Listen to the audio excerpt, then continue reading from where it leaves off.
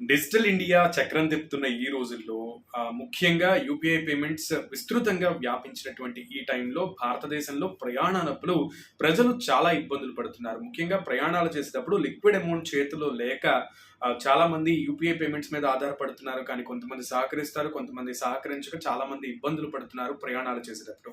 ఇటువంటి సమస్యలకి చెక్ పెట్టేందుకు ఇండియన్ రైల్వేస్ సరికొత్త ప్రయత్నం చేసింది. నాసిక్ నుంచి ముంబై వెళ్ళేటువంటి పంచవటి ఎక్స్‌ప్రెస్ లో ఒక నూతన ప్రయోగం అయితే చేసింది. ఇక నుంచి రైలు పెట్టెలో ఏటీఎం సెంటర్లను ఏర్పాటు చేసేటువంటి ఫెసిలిటీ రాబోతోంది మొత్తంగా.